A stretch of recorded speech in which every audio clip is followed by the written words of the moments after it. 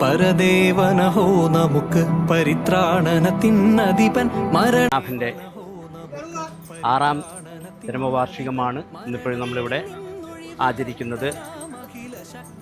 ഗുരുവായൂർ ദേവസ്വം പലതുകൊണ്ടും ലോകത്തിൽ പേരെടുത്തതാണ്.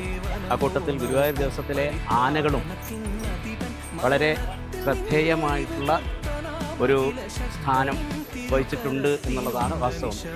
ഗുരുവായൂർ കേശവനായാലും പത്മനാഭനായാലും ഒക്കെ ലോകത്തിൽ തന്നെ എണ്ണം പറഞ്ഞ ആനകളുടെ കൂട്ടത്തിൽ പ്രഥമ ഗണനീയരാണ്.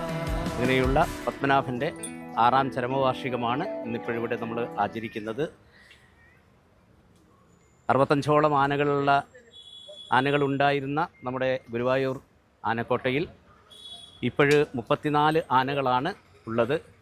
പുതുതായിട്ട് ആനകളൊന്നും വരുന്നില്ല എന്നുള്ളതാണ് ഇപ്പോഴത്തെ ഈ ആനകളുടെ എണ്ണം കുറയുന്നതിനുള്ള ഏറ്റവും പ്രധാനപ്പെട്ട കാരണം. ഇപ്പോഴുള്ള ആനകളിൽ തന്നെ മിക്കവയും പകുതിയിലധികവും നല്ല പ്രായമുള്ള 60 വയസ്സിൽ കൂടുതൽ പ്രായമുള്ളവയാണ് എന്നുള്ള ഒരു ആശങ്കയും നമ്മളുടെ മനസ്സിലുണ്ട്. അധികം താമസിയാതെ തന്നെ പുതുതായി ആനകളെ നടയിരുത്തുവാനുള്ള നിയമം പാസാക്കിയെടുക്കുവാൻ കഴിയുമെന്ന പ്രതീക്ഷയിലാണ് ആനപ്രേമികളും ഗുരുവായൂർ ദേവസ്വം ഭരണാധികാരികളും ഗുരുവായൂരിലെ ഭക്തജനങ്ങളും. തീർച്ചയായും ഗുരുവായൂരിലെയും അതുപോലെ കേരളത്തിലെ മറ്റ് ക്ഷേത്രങ്ങളിലെയും എഴുന്നള്ളിപ്പിനൊക്കെ ഏറ്റവും കൂടുതലായിട്ട് പ്രയോജനപ്പെടുത്തുന്നത് ഗുരുവായൂർ ദേവസ്വത്തിലെ ആനകളെയാണ്. അതിനുള്ള അവസരം താമസിയാതെ തന്നെ ഉണ്ടാവുമെന്ന് പ്രതീക്ഷിക്കുന്നു.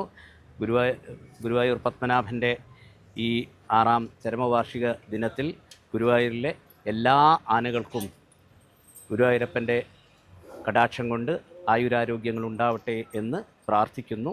നമസ്കാരം.